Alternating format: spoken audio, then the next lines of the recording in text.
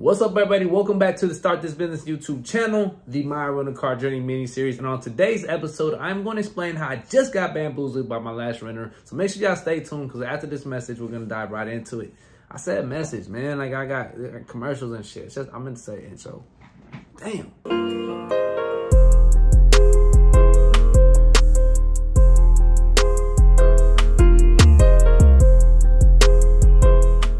What's up, everybody? Welcome back. As I mentioned, I got bamboozled by my last renter. Like, there's no way you can really slice it. You know what I mean? Like, I was really bamboozled in a way.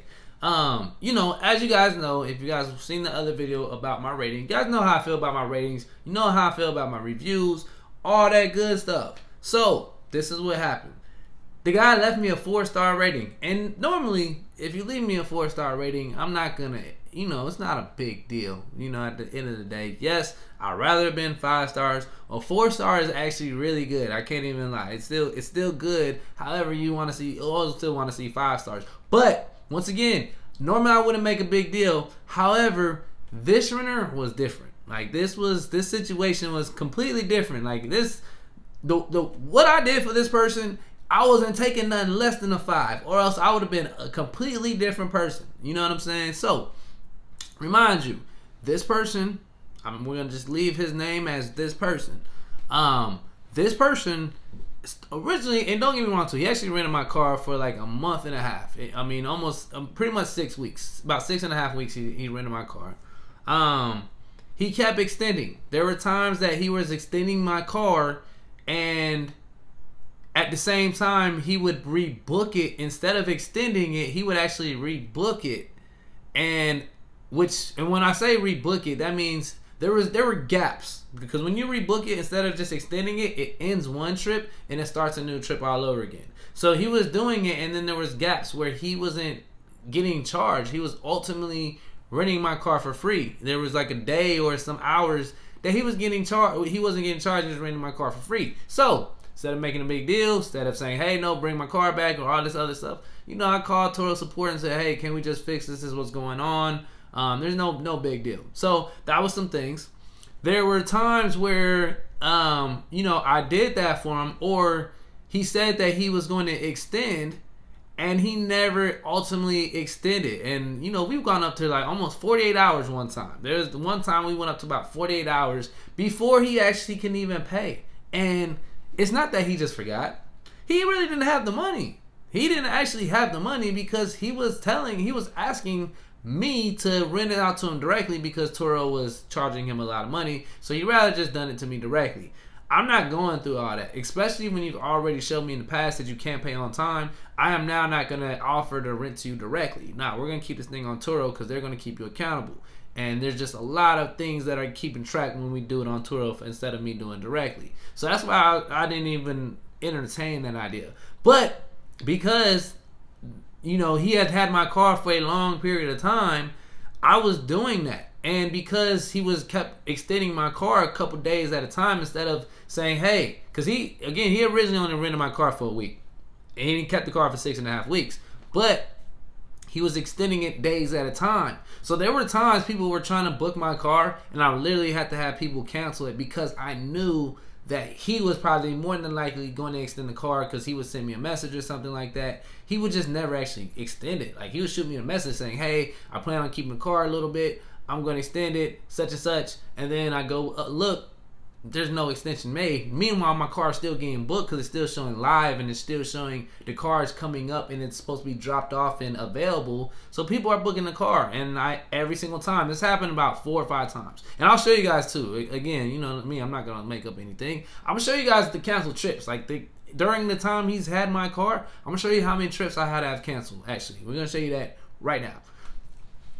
So yeah, so, you know, doing that, you know, even still, again, I'm working with him because truthfully, again, since he's had my car for this period of time, and he was communicating, ain't like he just disappeared. He was communicating with me. He was just asking me for a lot of favors, but he was communicating with me. Because he was doing that, I felt very confident. So that's why I was allowing him to keep it, because I'd rather one person keep the car instead of me having to keep checking people in and out and doing multiple bookings. So unless somebody booked my car for like 3 weeks or a month, I was going to have him cancel for a couple days because, once again, I'd rather this one person keep my car, which I know he's going to have it for a minute. I'd rather him keep it instead of me just, again, that's me trusting more people, and just more things can happen. This person has been good as far as his communication, and as far as I knew up to that point, there was no damages or anything like that. So I was cool with it, and that's again why I was trying to work with him a little bit and keep the car in his possession. So once again, I am now turning down other bookings, having them cancel. Also, this guy can keep the car. I'm allowing him, you know, hours and sometimes even a day going without paying, trusting that he's going to get the car current and he's also going to extend it. I'm allowing him to do that.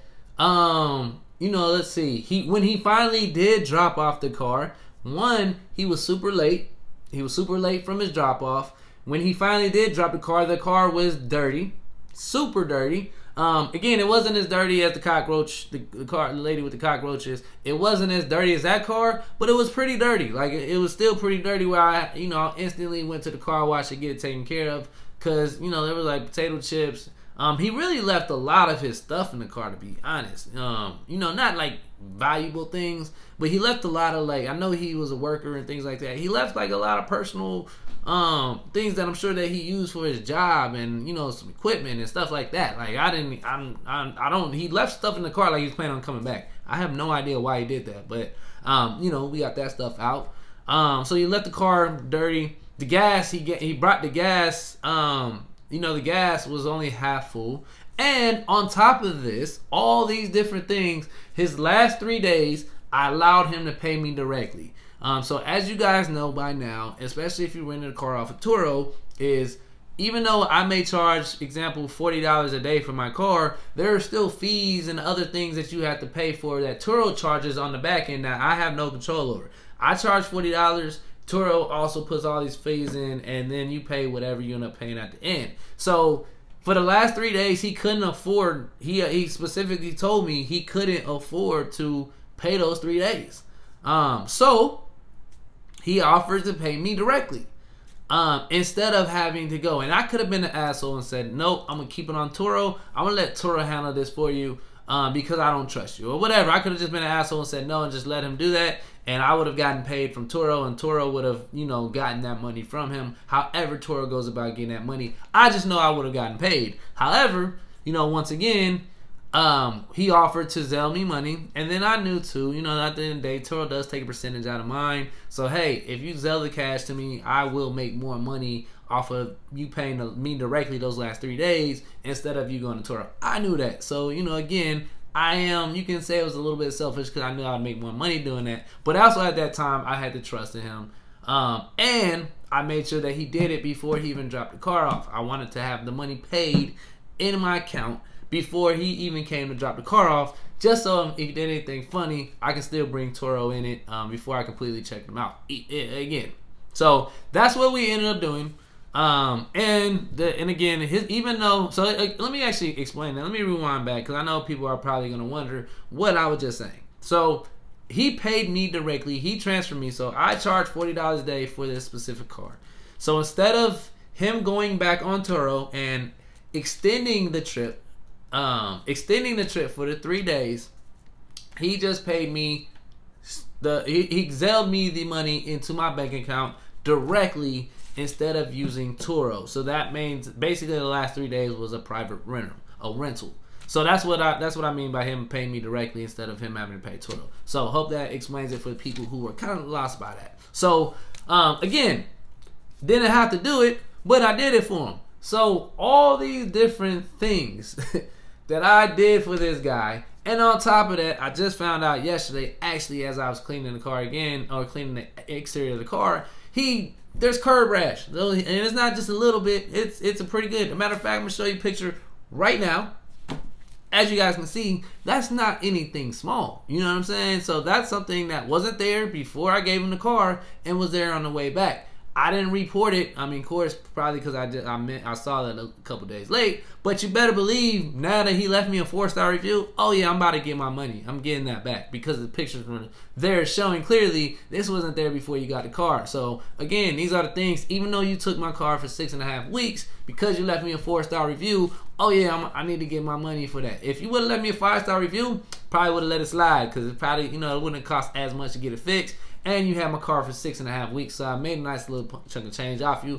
I could have just took that L. However, because you left me a 4-star review after everything that I did for you, and I'm talking directly to you, if you are watching this, yeah, I'm sorry, I have to get mine, because that was kind of messed up that you gave me a 4-star review after everything I did, and I bent over backwards and kind of looked out for you. assuming that I may get a 5-star review, and you're gonna leave me a nice little comment for doing such.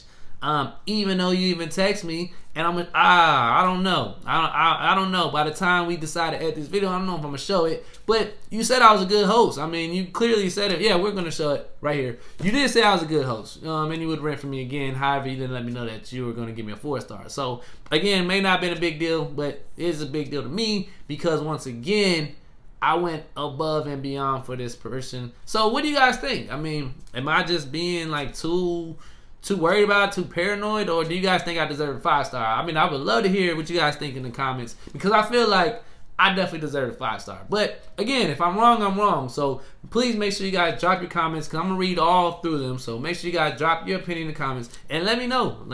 Would you know if you think I should have got a 5-star or I deserve a 4-star? You know, let me know. And I still don't even know why. Like, he didn't leave a comment or anything to say why I got a 4-star instead of why I got a 5. He just gave me 4 stars. He didn't even tell me anything like that. So I guess we're gonna find out if he responds and answers my question on why he gave me a 4-star. So anyway, just want to drop that information to you guys, and again, tell me what you guys think, and I'm gonna see you guys on the next episode. Peace.